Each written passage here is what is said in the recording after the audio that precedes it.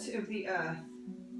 We always want to feel the support of the earth in Khalsa way so that we feel very grounded.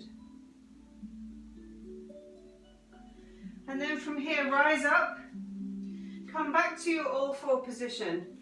And then what I want to do from here is I want to show us a way that we can make our way to standing by going through a downward facing dog.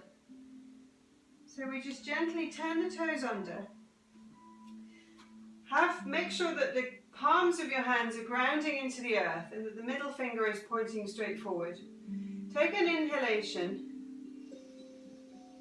And as you exhale, lift the knees and allow your knees and your sitting bones to push back and push up into the sky so that your sitting bones are as high as they can be. And then here we're extending the backs of the knees. What we're actually doing for a few moments is we're just walking the dog, as we say. So you're just extending the heels down to the floor and opening the backs of the knees and just taking a few steps here where it just allows you the chance to feel the whole backs of the knees. And then if you can, then just allow the heels to come down to earth and then just stay here for a moment, shaking the head from side to side, lifting up on the muscles of the thighs so that you're lifting the kneecaps and engaging the thighs. And then from here, just very gently bending the knees again, walk your fingertips back towards your toes. And then from here, take your feet a bit wider, as wide as the mat again. Bend the knees and just allow yourself to fold. From here, if you want to hang on to your ankles, just for a little bit more support, or if you can and you want to, just hold each elbow and fold. Now, depending on the size of your belly, it can actually be quite difficult to make a fold like that. So sometimes it's just better if you allow yourself to fall to wherever you can, to fold to wherever you can, and just have the fingertips touching the earth to support you. Then from here, we're going to roll up. So just press into the feet, press into the heels, keep the knees bent, and then just very gently roll yourself up. Bring your shoulders round. Inhale the arms up. Look towards the fingertips, make a prayer position, and bring your hands down to your heart center. Great. Now from here, what we're going to do is do a squat and work on a little tiny muscle that we have, which you may have heard of, or you may not have heard of, called a Kegel muscle. And it's actually in the pelvic floor, it's in the perineum, it's below the sex organs, and actually it's a little tiny muscle that you can squeeze. Imagine if you wanted to go to the toilet and you had to wait because there was not a bathroom available. So you have this little muscle that you squeeze, which allows you to stop the flow of urine. So from here, all we're going to do to find that muscle is place our hands on our knees. And then we're not going to do a standing cat-cow. We're just going to keep this position so that we can feel where the Kegel is. And then we're just going to make little pulsing motions. So just lift and pulse, and lift and pulse. And by now, you should be able to feel this little Kegel, which is a strange name, but apparently it's named after the doctor who found the Kegel muscle. So we lift, pulse, lift, pulse. Inhale up, exhale down. Inhale up, exhale down. So every time you go to the bathroom to take a pee, the best way to develop this muscle is while you're sitting 8 times, every time you pee, 8 or 12 times, stop your flow of urine.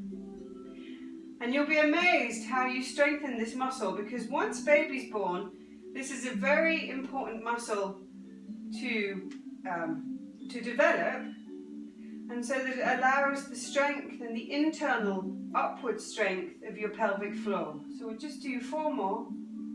1, 2, 3, 4. Great. And then just inhale up, shake the legs out, and allow yourself the chance just to stand and be free. Now today in our little class, there's only a few exercises that we can do because we're limited for time, but one of the best things to do, even every day, is to allow yourself to have a little dance. Put some great music on, dance and flow, and dance with your baby. But for now, the most important posture exercise I want to show you, which is definitely the most vital for the journey of birthing, is to be able to do some squats. Now we take our blankets, or you take a rolled up sticky mat, and what we do is we elevate the heels. So you take the heels as wide as the mat, so that you're grounding into the balls of your feet and your heels are higher. This way it allows us to squat lower. So the idea with the squat is, I'll just show you, and then we can do 6 together. Ideally, you want to aim for being able to do 15 every day. And if you do this, the birth of your baby, we know from experience and from Khalsa that it will be much smoother. So inhale the arms up, gaze towards the fingertips. Exhale down, start to squat as you see the hands come past the face. Bring the hands down to earth as you squat, and then allow the hips to fall towards the earth as deep as they will go.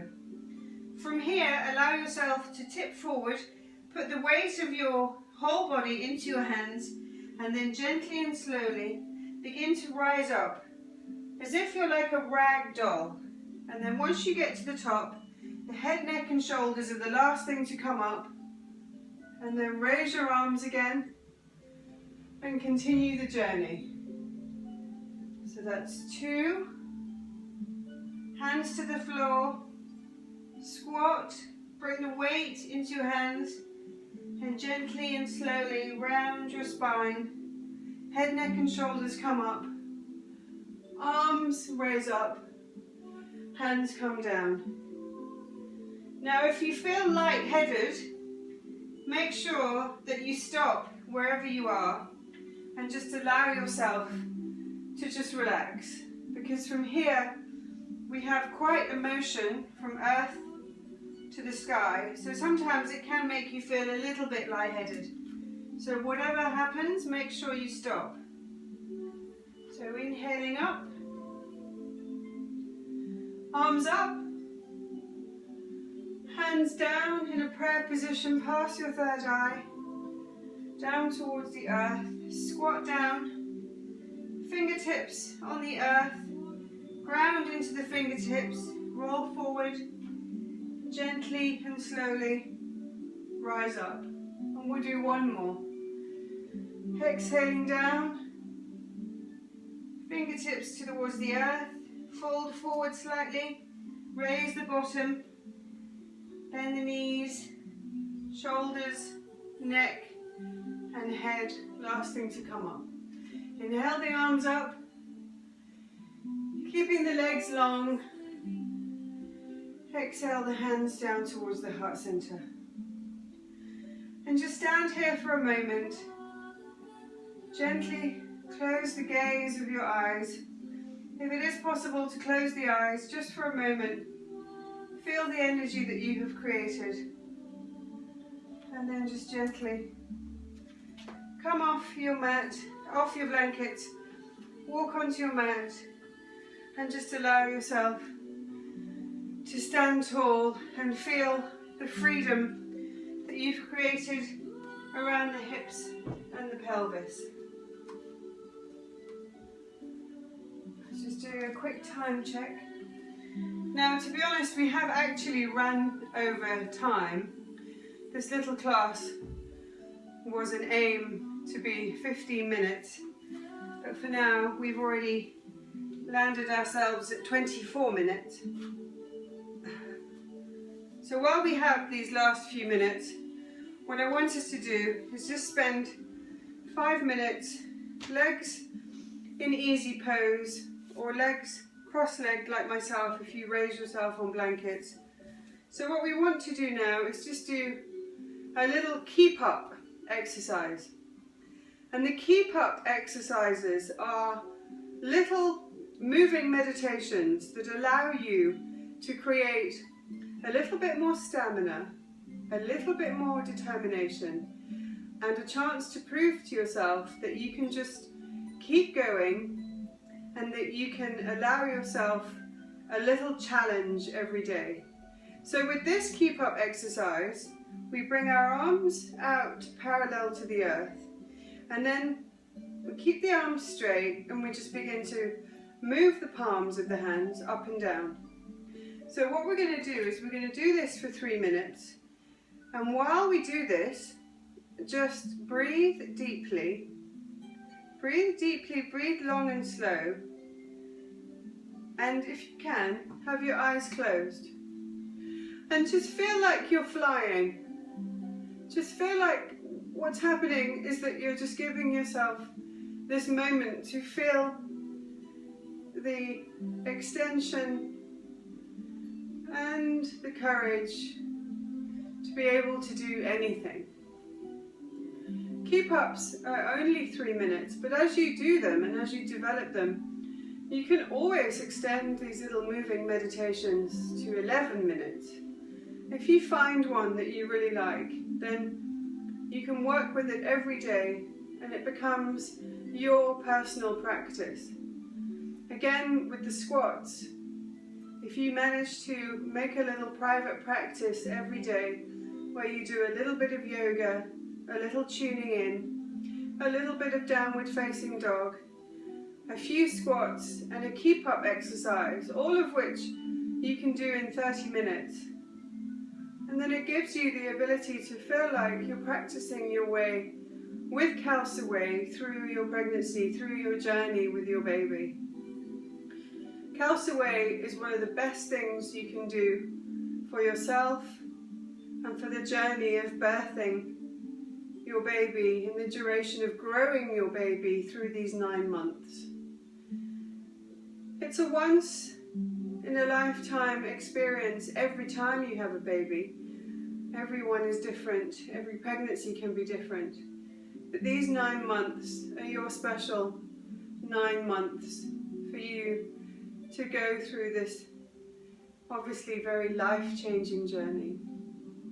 Now keep going with your hands. If your hands and your arms are getting tired, then just move the hands a little bit more quickly.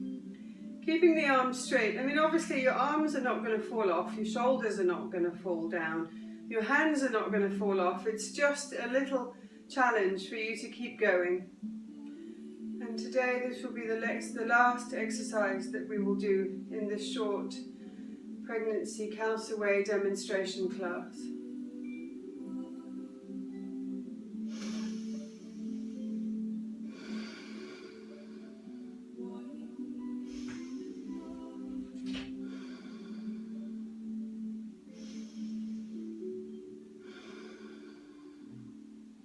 Nearly finished. Just 20 more seconds. Keep going.